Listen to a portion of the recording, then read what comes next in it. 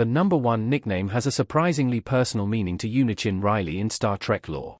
Introduced in pilot episode The Cage and portrayed by Majel Barrett, number one was cut from Star Trek, the original series when it began airing properly, but has since been handed a modern-day lifeline. Appearing in both Star Trek, Discovery and Strange New Worlds, number one is currently played by Rebecca Roman. Whereas Barrett's original was known exclusively as number one during her sole Star Trek credit, the character's true name has subsequently been revealed as Eunice Riley.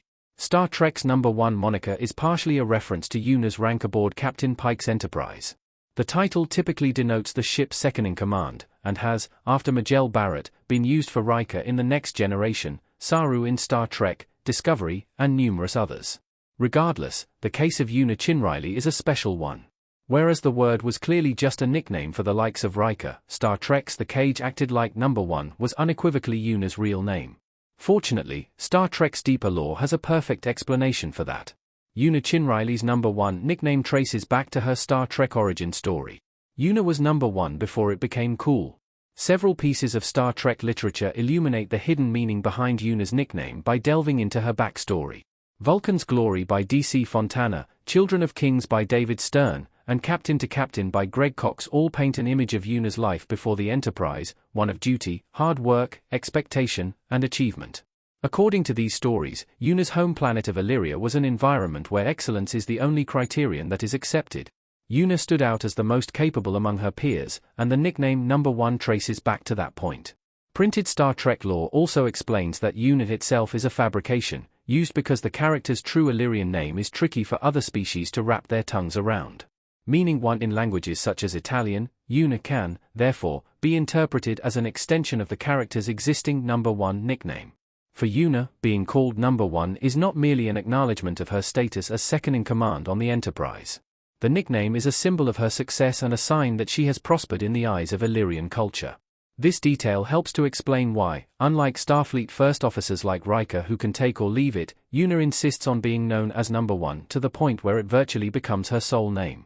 The original meaning behind number one's name in Star Trek and how it shifted. It's all Riker's fault. Commander Will Riker, Jonathan Frakes, on the battle bridge in Star Trek, The Next Generation, The Best of Both Worlds. In the context of The Cage alone, number one's name spoke to the nature of her character. Star Trek's pilot episode portrayed Majel Barrett's Starfleet officer as a cold, logic-driven figure largely devoid of emotion, and Talos 4's Vina even likened her to a computer. After number one was dropped from Star Trek's cast, those qualities were rolled into Spock, who acted far more human in The Cage compared to his later appearances. It was largely Star Trek, The Next Generation's fault that the reasoning behind number one's name became muddied. Before the Enterprise D zoomed into view, the number one name remained an individual trait of one specific character. The Next Generation effectively retconned the title into broader Starfleet nomenclature by suggesting all first officers could be summoned with a sharp bellowing of number one. Other Star Trek TV shows followed suit, and it rapidly became unclear whether number one was one woman's nickname or a Starfleet tradition some crews adhered to more than others. How Star Trek, Strange New Worlds has settled the number one name debate. Strange New Worlds found a balance between number one and Una. Rebecca Roman as number one sitting in an important chair in Star Trek, Strange New Worlds. The job of finding a solution ultimately fell to Star Trek, Strange New Worlds, which attempted to locate the best of both worlds. Unlike The Cage, the likes of Captain Pike refer to number one as Una far more often, reinforcing the idea that her nickname is simply a consequence of being a Starfleet second-in-command. This brings Rebecca Roman's character in line with the Next Generation's Riker and the majority of Star Trek lore since, but sidesteps her backstory from wider media.